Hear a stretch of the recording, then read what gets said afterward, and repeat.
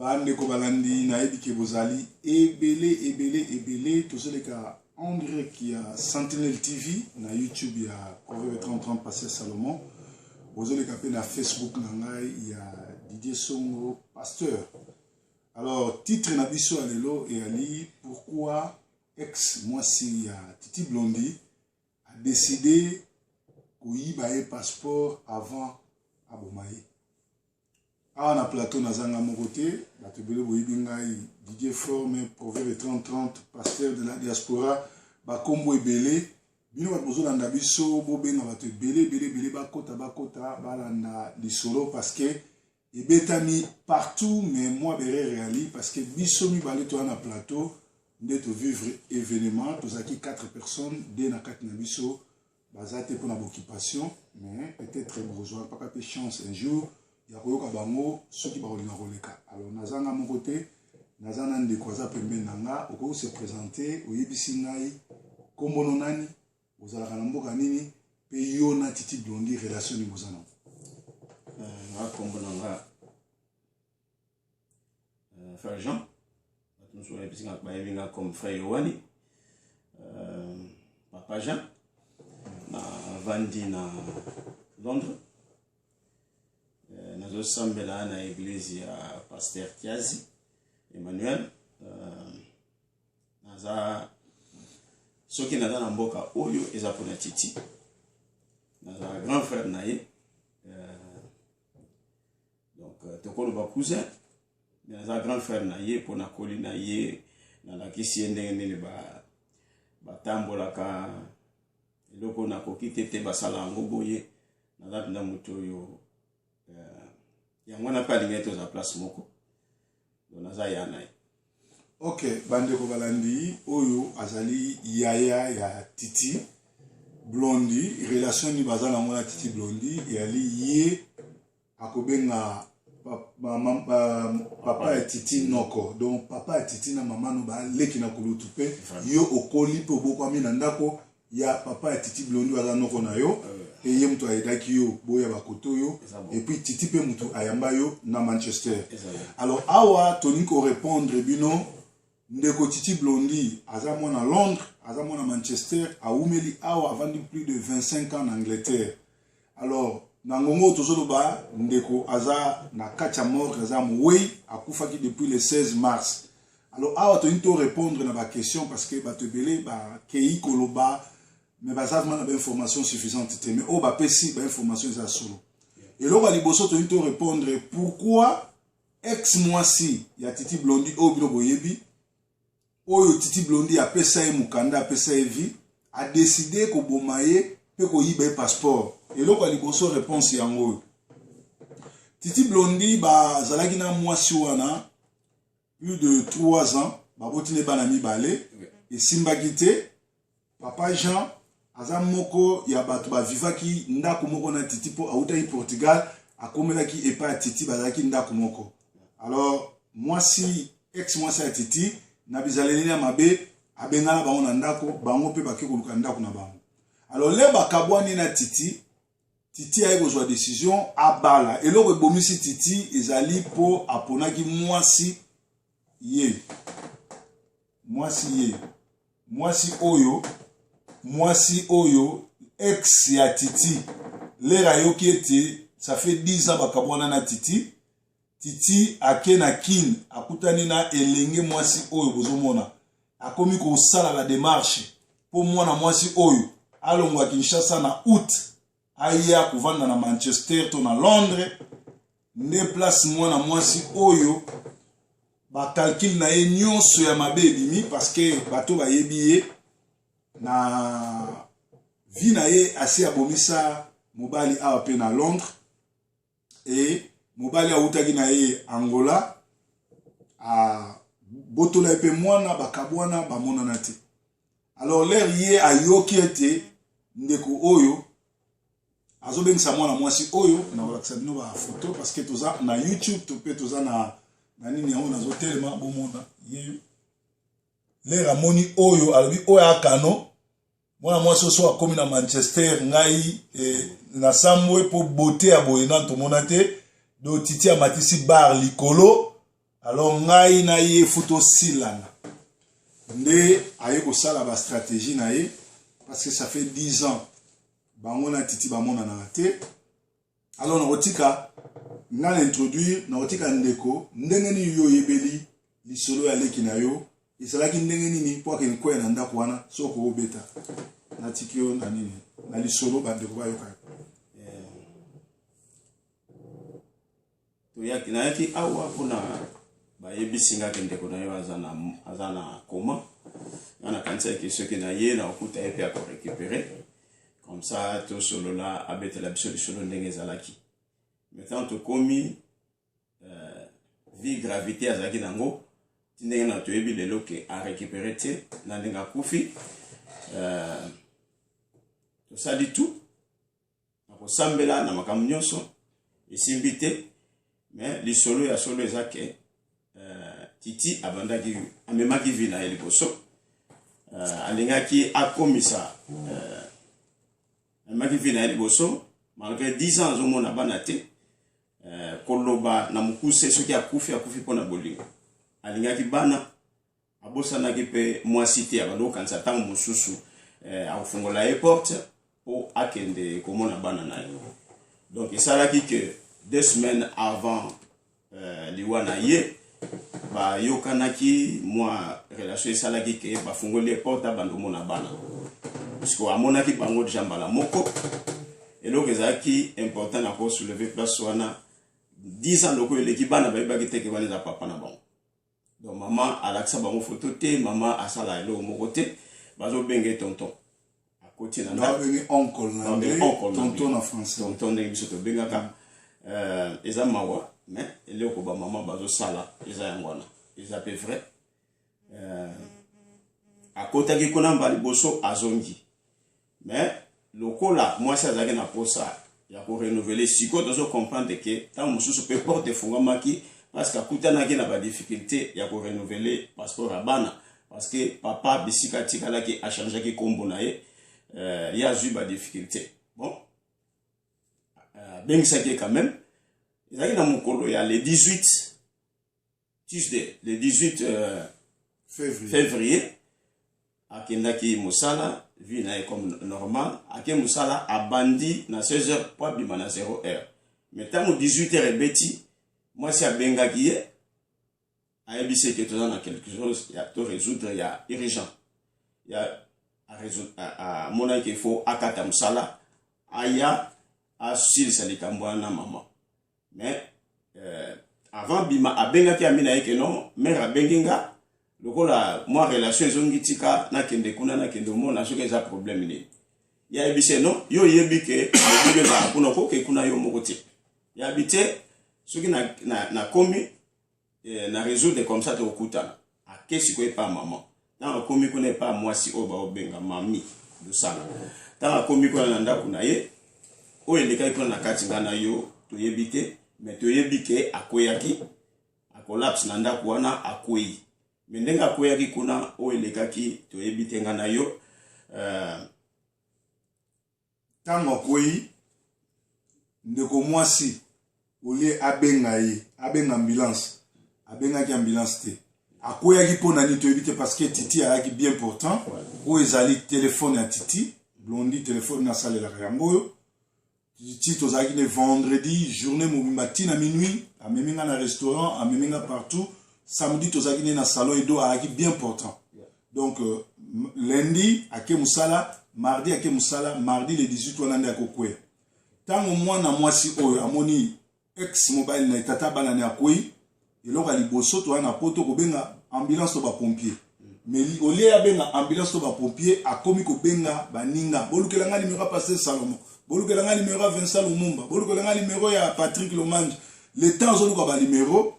ake kobenga camarade na ye mosusu wa mwasi nde aye 2 heures après tango akomi wana akuti titi akweya abandi kogangela ye alobi ndenge nini yo bengi ambulance te ozobenga biso mwasi wana nde abengi ambulance alors le baye kobenga ambulance eloko nde esalaki ezalaki hémorragie esalaki mpasi asalaki AVC makila emataki mingi na motu elere biso baye koyebisa biso nga personnellement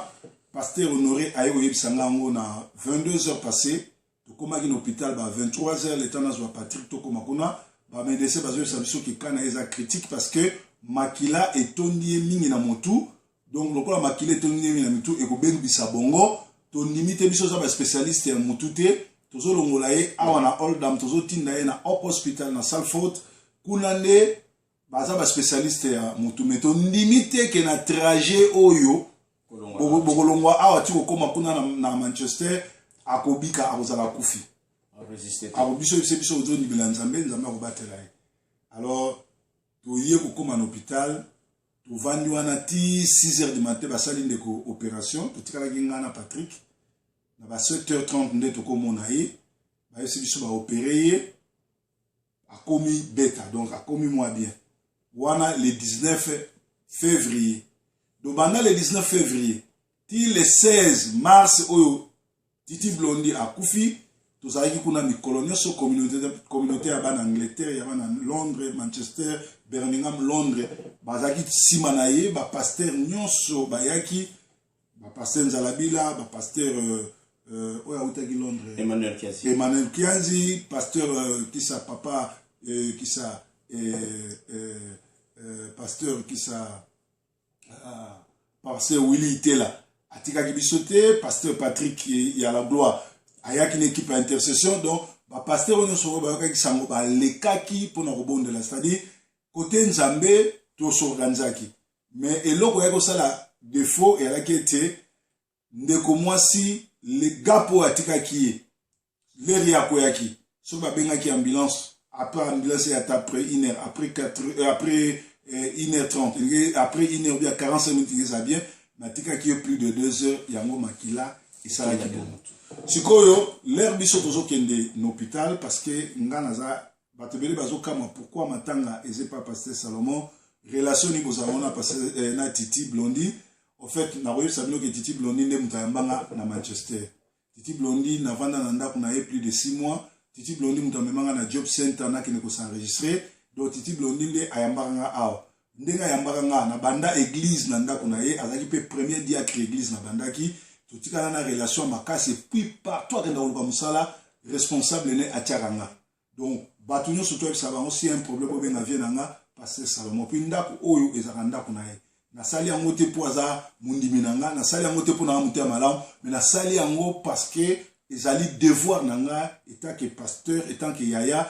leki obovandi ne plus de 18 ans akwei et puis les akwei atindi bato ba oyebisa yo ezalaki devoir nanga ya kosala parce que naza pe moko ya bato bakenda na ndako na ye oyo bazalaka mingi na ndako na ye oyo ayebi place passeport ne ezalaka place permis ne ezalaka yango bomoni to récupérer masolo oyo tosali ndenge tosalaki banda azalaki na hôpital ti ake kokufa pe ngamu nake kodéclarer comme mort tozalaki toujours na ndeko na babiro nyonso tu kobanda na nini hôpital kokende na hôtel de ville tout parce que bato mosusu baloba mpona nini pasteur asali yango tosali yango parce que Titi aza na mwana ndako oyo nga nakufelaki mama na janvier bato tu baza kokende toza kotikala na Titi biso mibale donc Titi akufi toza kozala na ye mikolo nyonso apart bandeko mosusu me nga nayaki lokola responsable na ye awa yango nasali oyo tu nakokaki kosala mais sikoyo ntango bamedecin bayebisi biso fu bakata machine bamoni ete makila oyo etondaki na motu na ye après 12 jours à coma baréanime azonga miso efongwami me azotala azomona te bamoni ke bongo na ye sebebi eloko mosusu ya kosala eza te bayebisi biso boyebisaka ta communauté bandeko na ye mwasi na ye soki azali bana na ye baya kopesa au revoir to baya kobondela mpone mpo moto akosala kaka eza nzambe tokei 3 pasteurs na ndeko yaya Titi tokei beta lisolo le toke kuna na ndako na qu'est-ce qui s'est passé parce que yondo za yaya Titi yo koko beta lisolo wa OK tokomi kuna avec 3 pasteurs pasteur Nzalambila pasteur Emmanuel Kianzi na pasteur Salomon tokomi kuna na ngai moko na frère na ye Patrick le momba azaki te parce que azali na musala Francis aza musika tokomi kuna na kati ya ndako wana liboso ntango tozobenga ye po tokutana ye toexplike aboyi na motema moko tokoki kokoma kuna te pasteur ayebisi ye soki kosala yango mpona nini te sala yango ata mpona nga naza pasteur na yo parce que nga naza ndeko na yo ayokeli pasteur abengi biso tokende tokomaki kuna tosoli na ye totuni ye alakisa biso nanu bana parce que bana toyebi bango te bana bakiti mpona ta moke epuis bamati na likolo tozosola na ye toexplike tolobi nde toza boye titi aza na posa ya clic donc de clic moko fe salama po elamusa ye parce que bamédecin balobi ekozala voix ya mwasi na ye ekozala mongongo ya bana na ye ekoki kozala eloko moko oyo alingaka mingi tosalaki tu mama oyo balakisi bino na foto tobengaki mwasi wana toyebisi esala bavideo loba maloba comme ça toyokisa mobali na yo jeune fille oyo asalaki yango totie na litoi ya notre frère azalaki malade azokokoloba te me azolela tomona mai ya miso ezobima mais tokepa ya mwasi toexplike la même chose mama mema bana yo moko pe tokende comme ça omeka koloba quelque chose ta mosusu titi akoki kolamuka akoki koréagir nsima ya maloba oyo koloba ayebisi biso ke aokende te epuis bana na ye mpe baokende te po azobenga bango bana na ye baokende te epuis ye moko mpe aokende te ayebisi biso ke sa awutaki kuna baboyi kokotisa ye mais nyonso wana ezaka mpo aluka raison selon compréhension na nga asali makasi abandi koexplike biso ke titi abandi kotala bana te mais biso mpe toyebi ke titi abandi kotala bana te mpona polise apekisa ye mpo ye nde bakomaki ti na tribunal makambo wana etikalaki titi akotala bana te ntango apesi ye permission titi aye kotala bana mpe akwei kati na ndako na ye tolobi mama akwei na kati ya ndako na yo okozala na explication moko songolo loko olingi kokende kotala ye te alobi akokende te siko explike biso wana question na ngam nasalaki yango nayebi explike biso nini elekaki akweyaki awa ndenge nini alobi ke mobali lere akomi azalaki ja na pasi na loboko na lokolo azokoka kokota te mais akenda ye mosala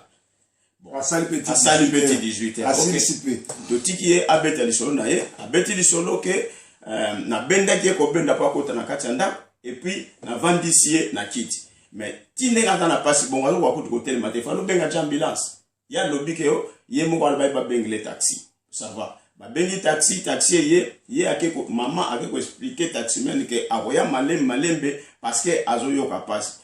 le taximen ayebisi ye soki azoyoka pasi aza na malade ngai te malamu bobenga ambulance taximen ake na ye abengi ambulance te ntango azongi na ndako nde akokuta mobali akwei alobi ke nafungoli ye jaquette na bandi koreanime ye mabengi ambulance te nsima makambo wana alobi ke ndenge ani bando osala bongo sikoyo mon frère ezalaki na makambo moko bakoma place wana totuni nani akomaki place oyo ya enveloppe oyo parce que titi akomi kombo na ye oyo ya sika ndenge ezali mais ye alobi ke ye nte akomaki yango epuis nga naza ndeko na ye nayebi écriture ya titi donc eza likambo olobela te tocomprendre sikoyo ndenge toza boye ke ntango afungolaki jaquette lokola abengaki mpona renouvellement ya badokima ya bana azwi passeport ayibi alongoli passeport abombi yango sikoyo mpo ameka koexplike biso mpo aprepare biso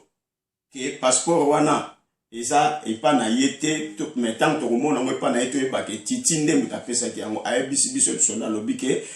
titi kutu ayebisaki nga soki passeport wana akotindela yango na poste soki eye nazongisa yango na adresse na ye te natiango kaka na adresse na nga mpo awaya kozwa yango awa mais lokola nzambe alalaka te titi azongi na ndako te azwi mpe ntango kopostele passeport te tokepe na ndako tokuti passeport te mais lokola paster azala na titi ayebi esika tiaka bamikanda surtout neti permis yango nde ede biso tosalela makambo nyonso tozosala passeport ebungi passeport ezomonana te mais ye afungolaki jaquette donc titi atambolaki na passeport na ye mama azwi yango nayebi te mpo na nini donc lokola azwi yango amonana na leta mais vi ya titi ekei mpona bolingo ekei mpona makambo wana nyonso mama wana atelemi lokola frère abandaki komeka koexplike ayebisi biso bobima azobenga na 5 personnes bana mibali oyo baye kotuna yo baye kosenga yo faveur ya koede mobali na yo oyo mukanda apesi yo bana nazo koloba te kende po bato bazo bo mama wana faza mutema malamu mutema makasi nga nazo kanisa kaza mutema makasi te nazo kanisa kaza na mutema te na place ya mutema za libulu moko quelque chose ndeko jana katote toye ko découvrir que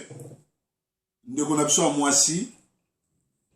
abotaki bana mibale na titi mais azaki na mwana liboso oyo autaki ne na ngola mobali oyo bautaki ne na ngola ngam na yamba bango na église anyokola mobali wana po azaki na mukanda lokuta doublir yango lere ye le livre autaka nango Canada mukanda alaki soute akima mobali wana po azaki na mukanda ta alandi titi po azana mukanda le baboti bana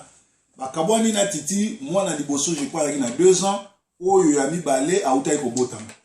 alors asali ndenge nini apo a monianga azongi na Kinshasa wana eza entre parenthèses ake ko simba kisi po mwana ya mibale abota mandenge banani ba Brazzaville ba bengaka yezato azala na disability donc mwana wana azali bongo na disability boyebi na mboko so mwana ya kizengi bafutaka mbongo nde loko esalaki ete aboya ka papa ayaka kuna aboya nyonso tu po ya asakapare na mbongo wana nyonso tu yango akoma kokendo denda nango kosala baventure sana na Kinshasa pe kodenda na quartier kosomba mituka ko changer mibali tout alors eloko nini ya azulaki passeport wana parce que l'air basenga qui alingaka renouveler ba passeport bana ne mibale bazaki na posa identité à papa lokola papa ta changer identité il a fallu avoir passeport à papa original atinda po batindela bana ne ba passeport donc yango ayibaki alors souci na biso sipezani na kati ya makambo oyo tozana ebembe na maboko ebembe za na mort ndeko na biso ase akufi wana ezalika poto relater bino makambo oyo esalami na ndako wana donc mwasi aboyi ko bengela ambulance mwasi ayibiye mwasi a aider ya kufa po alobaki soka akufi omela champagne batutu bayibi yango baninga ne bayibi a part wana ndeko ndenga kufi toza sikoyo na coronavirus awa ezosenga l'église ekangi ba pub ekangi ba restaurant ekangi l'état azosenga plus de 10 personnes bakutana te alors organisation ya matanga ezoleka awa epananga na Manchester bamisusu bazoleka bamisusu bazobenga lokola matanga tozana ebembe mobimba foto kunda biso bana à Londres bana Manchester to sangana ozana contribution na yo lokola ba shop ekangami leka epa proverbe 30-30 tika ou obeninga na tindeli yo a compte nanga yo tie mbongo na distance otindi parce que il faut fonctionner pour ebembe so eza na maboko ekendaka na kokunda ba oyo bakoya awa so tokoki 10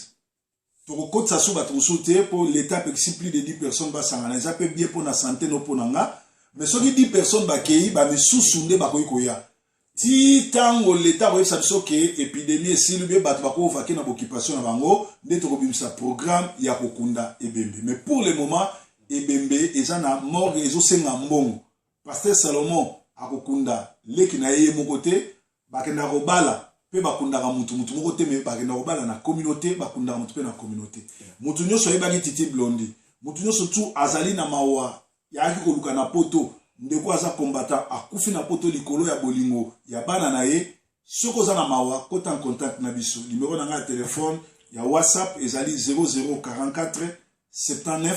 400 86278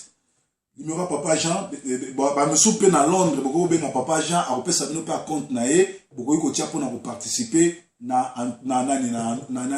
obsèque ya ndeko na biso Titi Blondi papa Jean soko opesa numéro na téléphone na ko opesa numéro na téléphone ngana za famille na linga penda na kota makambo ya communauté penda te mais ba koki ko opesa ngo ya yo so ba pesinga so ba beninga na opesa information na yo comme ça il y a communauté il y a bami ezala bino penda parce que tozana papa Lumumba tozana Patrick tozana Francis et puis na bande comme sous salon edo so bo beni bango ba opesa bino ba information Willy Motopamba chef Willy Motopamba na Manchester pas chef Willy Motopamba na Batoire et puis pas ya 10 papa bokoyi koleka botiki ba contribution na bino kuna ekokoma soki ba shop efongwami tokotia ba photo na ye et puis tokotia ba communiquer nyonso tout mais en attendant matanga eza pa ya ndeko na bino proverbe 30-30 awa eloko ni tokoyi kopesa conseil bino bana mibali zalaka sur na mwasi nini oyo yo zolinga kosala ne foyer so ba sino mwasi o aza yanke mwasi oyo azalaki mutu ya bondumba, mwasi oyo azakosala ba publicité ba cigarette, mwasi oyo a changer mibali abenganaka mibali, yo koya koloba te kenga na koéduquer. Il faut kokima esika o makambo eza mabe. A part wana, tant toza na poto awa, lukaka kozalaka na baninga ata 10. Parce que soke kwei baninga na 10 so batia ata 200 et osala 2000. Awa kokunda mutu eza 5500 livres. Luka kozala assuré. Soko kufi assurance et ko aider communauté na famille na yo pote o kunda mamala. Tozali na 21e siècle. Le 14 mai awa Église catholique pape azo activé nouvel ordre mondial. Même ba malade bozo mona coronavirus oyo eza ba nouvel ordre mondial oyo ezali biloko yeso alobaki avant fin du monde ekoma. Ba malade goya, bépidémie goya, bépidémie yango. C'est-à-dire tozo kende vers la fin du temps. Luka oyamba Jésus. Et là on a un sengo awa Titi Blondi akufi dans le Seigneur. Ngana ko attester yango. Biso mibale na bande ko mususu bazana biso na plateau te tozali plus de 5 personnes to vivre ndenge ndeko akufi. Tango bazo longole machine, biso to koti na adoration, tozo kumisa nzambe parce que les balongola ki machine. Balongola machine na 12h30 ndeko ayeko kata motema na 18h15. Donc abundi 4 heures du temps. Mais 2 heures du temps les balongoli machine biso zaki wana tozo kumisa nzambe tozo neto to kanisa ki même que ça miracle parce que biso so balongoli machine a sali 1 heure du temps à survivre et ko sala bien. Biso le to monde sali 2 heures du temps to bani ko kumisa nzambe que zaki miracle or que nzambe a décidé autrement. L'église ezebele ba pasteur a lukuta ba ali meyo luka solo. Poete amna yo corps ezo na mabele mais amna yo esprit na yo nzamba zo ngo pe mukola soko kota na lola. Donc wana ezali conseil tant que pasteur makambo to lobi tozo certifier ngo keza solo ndeko mwasi ayebi pona ni abomisi titi parce que eza mbala liboso mobali akufa epa na ete bato bayebi na Kinshasa na Bandal, bato bayebi na Angola place Auta, bato bayebi mobali alongola ye Angola amemai awa bayebi ndinga maltraita kiye bayebi masolo na ye. Alors bino bato yo bozo landa ba basi po ateli po asali po Nicolas changer combo. Alongwe kombo ne mami akomi Sharon. Siko yo so landi kombo na Sharon on lobi mwasi alali awa etali yo ozala next victime na ye ikozala bien te doto sali émission po na ko éclaircir bino pe po na ko kebisa bato ba ko ya susu na libula nyoka te. Wana ezaki liloba na suka na tiki papa Jean waza membre famille aloba liloba suka pe to pesi bino merci bino so bolandi biso. Bao nyonso baza na ba question botuna bobenga bao bani koleka paleka bao bani ko contribuer bobenga pour na contribution ezali liwa ezwi biso ezali biso nyonso tuto tia maboko to kundandeko lobi ozala tour nanga lobi ozala tour na ezaki prophète 30 merci papa Jean-Yamba. Alors c'est ça comme ça, on a rappelé. Dans le but, on a le bac, on a beau salir, on a pris le numéro 074 66 351 483 074 66 351 483. Il y a un numéro nanga, mais ceux qui pour la communauté, tout orienté toujours et pas na bandeko pour naza ngai moko awa nazo kozwa charge ya batu bandeko nyonso bazozela biso bandeko famille o baza libanda pour na epsa bango pe information pour ngai ndem nazozwa charge tam su bango bakosala quelque chose ngai nzapenda mingi kota famille bandeko ba simba kote na mususu pour mobulu ezala te tokunda ndeko na biso na kimia azaki moto abatu azaki mwana malamu leki ya kitoko ya malamu alingaki kozala soin isa mabete mais lokola mokili eza bongo bamonike il faut atika mokili tokumisi nzambe po balobike na circonstances tokumisa nzambe parce que isa ndengwana liloba nzambe baboya yango te tokumisi nzambe po apesaki biso ye tokumisi nzambe po atika biso to vivre na ye tokumisi nzambe pe andimi kozwa ye na temps oyo nzambe vraiment akumisa mapona yango eza pasi koloba bongo eza facilité dans mosusu nazo sepela po ake eza pasi koloba ke nzambe akomisama eza pasi kondima ke boza na ye lisusu te mais te bible lobi na ba circonstance nyonso tokomisa nzambe lokola biso oza bachrétien liwa mutu alongango eza jésus asekwa après 3 jours et mutu nyonso to azokufa dans le seigneur aza na eliki yake mokolo asuka akosala nini akosekwa. Voilà pourquoi bible lobi la mort dans le seigneur c'est un gain. Mutu akufi dans le seigneur eya litabisi eya lipamboli eya gain. Donc nga na suki ya yo loba asuka bandeko toza na communauté tozala bomoko tokangana tomibatela toluka nzambe basinde ya temps yango ezosalama nzambe akobatela biso. Merci. nalingaki nalobaka ke en tout cas merci mpona bandeko nyonso ya Manchester leloko balakisi bomemango ntina soka vraiment parce que ezala malamu ekozala exemple malamu mpona bamikolo oyo ekoya mpona futur bomoko oyo bazolakisa esengo bie bolingo oyo bazolakisa botika yango te eza vraiment eloko malamu parce que banda nakomaki awa bato nyonso baza prêt bato nyonso baza gentil bato nyonso bazoluka baede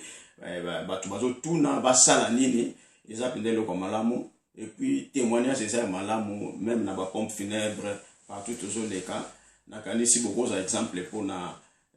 communauté nyonso congolaise ou bien lingalaphone partout bato bazali soki bokontinue bongo nzambe mpena akumisama mpona yango likambo na ngai naloba eza yango wana po tomema ndeko na biso topunda ye avec honneur ekosala malamu mpona communauté nzambe apambola bino.